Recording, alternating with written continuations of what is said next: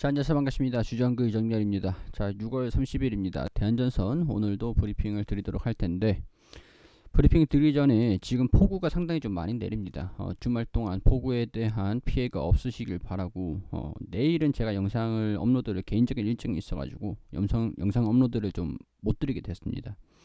아마 내일 시장이 주종을 받을 것 같은데, 대한전선이 조금 더 주종을 받을 수도 있다라는 거 염두를 좀 해두시면 좋을 것 같아요.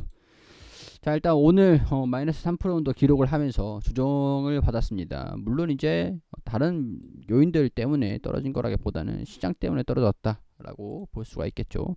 환율도 올라가면서 외국인들이 특히 최근에 좀 반등이 나와줬는데, 외국인들의 수급이 좀 부정적으로 반영이 되면서 일단은 내일 조정을 더 받는다라고 하면은 이 정도 바닥을 다져주는 모습들을 보여주지 않겠나.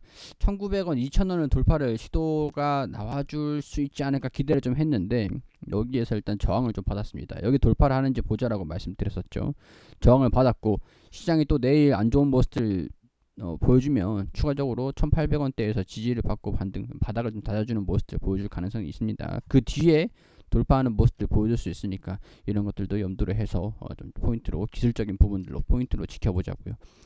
자, 대한전선 같은 경우에서는 리포트가 상당히 좀 많이 나오진 않아가지고 시장의 정보 자체가 좀 제한적이긴 합니다. 제한적이긴 한데, 우리가 이럴 때는 LS전선이 시장의 관심도가 좀 있거든요. LS전선 같은 리포트가 좀 많이 나오니까 LS전선으로 산업에 대한 부분들만 참고를 하시면 된다, 이렇게 말씀을 드린 적이 있었죠. 초고압 케이블, 전력 케이블, 통신 케이블, 뭐 이런 쪽으로, 통신은 뭐 대한광통신이 있으니까 광통신이 있는데, 뭐 이런 쪽으로도 전력 케이블하고 해적 케이블, 이런 쪽으로 사업을 영위를 하고 있는 상황들이니까 같은 업종에서 보시면 됩니다.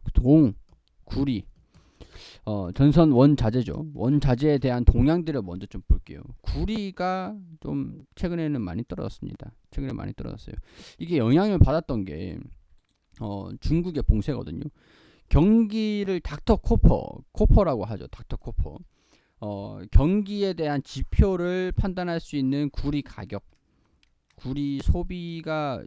구리가 산업에 전반적으로 전부 다 이제 소비가 되는 원자재다 보니까 구리 가격이 떨어지면은 수요가 떨어진다라고 보면서, 수요가 떨어지는 게 중국에서 구리 소비가 좀 높은 소비 비중이 좀 높은데, 중국 같은 경우에서 코로나 봉쇄가 좀 있었다 보니까 산업이 조금 멈췄고, 이런 것들이 영향을 받아가지고 구리 가격이 급락을 했다.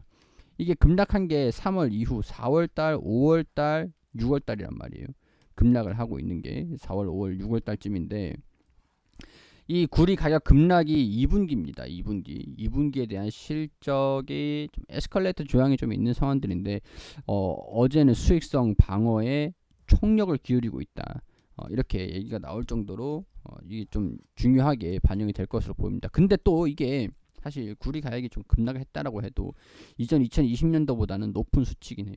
이 정도 떨어졌다라고 해도 2020년도보다는 높은 수치입니다.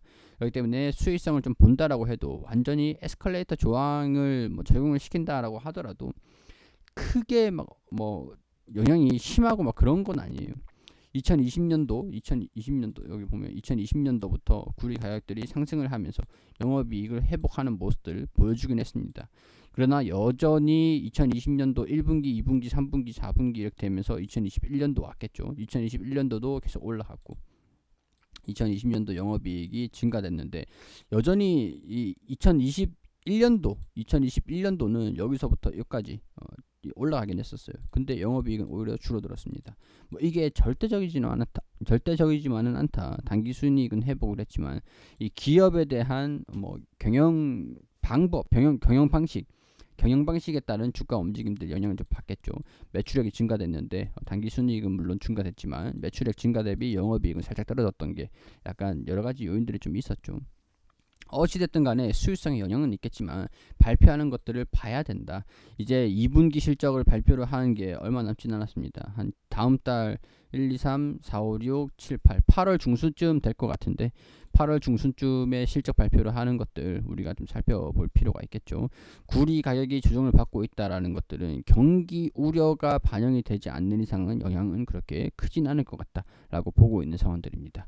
자, 이렇게 구리 가격 원자재에 대한 동향들을 좀 보시면 될 것 같고 참고하시면 될 것 같고, 자, LS 전선 아시아 2분기 좋다라고 해요. 얘도 이제 구리 가격의 영향을 원자재로 쓰고 있는 기업이잖아요. LS전선이. 초고압 전력선, 통신선, 전선 수요 증가, 베트남 쪽에서 얘가 영향이 크지 않을 거다라고 보면은 대한전선도 마찬가지일 거예요. 대한전선도 그렇게 영향이 크진 않을 겁니다. 구리 가격 급락으로 인해서. 자, 근데 여기 보면은 1분기 대비해서 매출도 2100 매출은 살짝 주춤을 할 거다라고 보네요. 구리 가격 영향을 받긴 받는 것 같아요. 그러면 매출 다시 2분기 2천억으로 실적을 추정을 한다. 2분기 실적 호조 요인들 우리가 이거 대한전선도 마찬가지다라고 보시면 되겠죠. 베트남의 수주를 얼마나 받느냐가 중요한 거겠지만 LS전선은 베트남에 조금 아시아 쪽으로 비중 차별화되어 있는 약간 그런 게 좀 있기는 있습니다. 차별화되어 있는 게. 근데 베트남이 좀 도시 인프라 투자 재개로 초고압 전력선, 통신선, 전선 수요 증가. 이렇게 되면은 LS전선에서 물량을 전부 다 확대를 하지 못했던 거, 수요를 감당을 하지 못했던 그런 것들이 아무래도 대한전선에도 옮겨갈 수 있는, 다른 전선 회사에서도 좀 수주가 들어올 수 있는 그런 것들을 기대를 해볼 수 있는 상황들이라고 할 수가 있겠죠. 자, 일단 생산 법인들이 있기 때문에 여기서 베트남 쪽에서 수혜를 받을 수가 있는 건 LS전선이 맞을 거예요. 근데 대한전선은 아쉽게도 베트남 쪽에는 없죠. 그렇기 때문에 이거는 이제 LS전선만의 수혜라고 보시면 될 것 같습니다. 그리고 대한전선은 좀 제2의 수익성. 그러니까 대한전선이 베트남 쪽에는 아마 생산 법인이 있었다라고 하면은 수혜를 받을 거다 이렇게 말씀을 드릴 수는 있겠지만 그런 부분에서는 차별이 있다.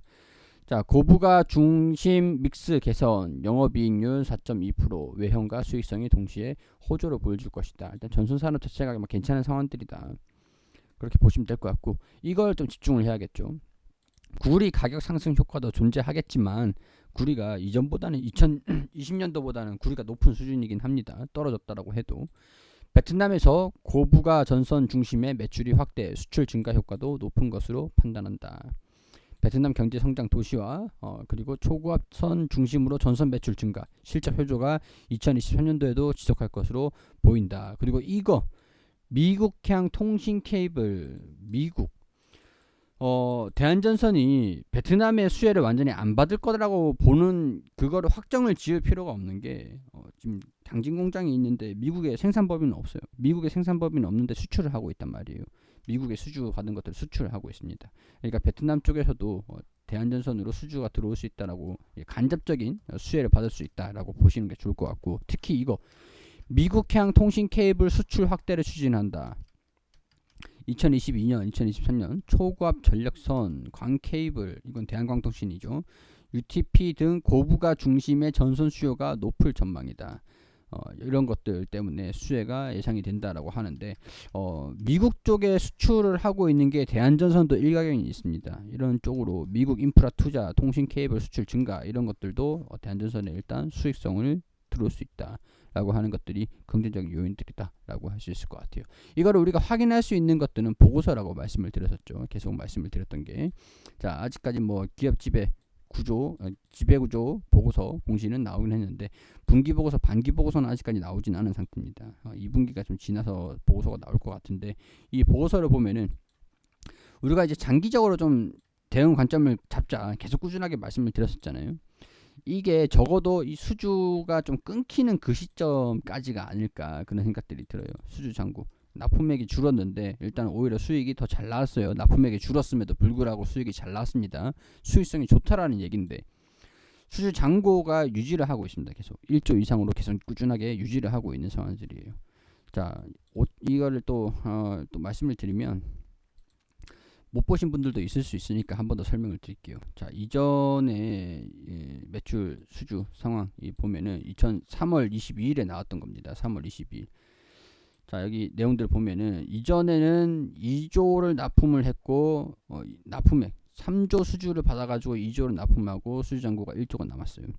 1조가 남았는데 당시에 1분기가 되겠죠. 이 4분기가 되겠죠. 4분기가 지나서 3월에 나왔던 거니까.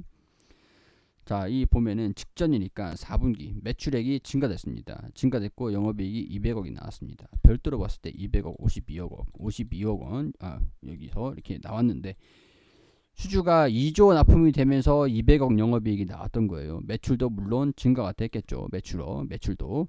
자, 근데 2분기 2조를 납품하고 200억을 벌었는데 여기서 그 5,900억 원 정도가 납품이 돼가지고 별도는 52억은 약 10% 정도 가능이 나오는데 연결로 118억 원이 나왔습니다. 수익성이 개선이 됐다. 이렇게 볼 수 있는 내용들이고 수주 잔고도 계속 유지를 하고 있고 수주 총액이 중요하고 수주 잔고가 계속 중요하겠죠. 수주 총액이 줄어드는 것들은 뭐 참고만 하시면 될 것 같고 수주 잔고 납품이 증가되면서 수주 잔고가 점점 줄고 있다. 수주 총액도 줄었다.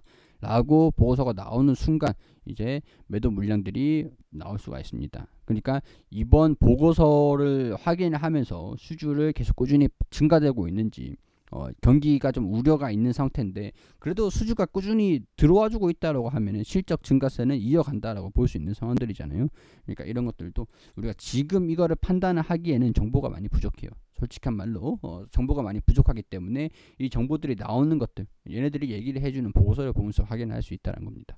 수주 잔고에 좀 집중을 해보면서 지금 오늘 뭐 주가가 변동이 좀 있었던 거는 대한전선에 대한 기업적인 변화라든가 그런 것들 때문이 아니라 시장에 대한 부분들이 조정을 받고 있다. 그리고 외국인들도 매도를 했다. 뭐 외국인들 매도 때문에 조정을 받은 거죠. 시장이 안 좋아서 외국인들이 매도를 했고 환율도 올라가지고 뭐 그런 복합적인 요인들이 좀 있었다.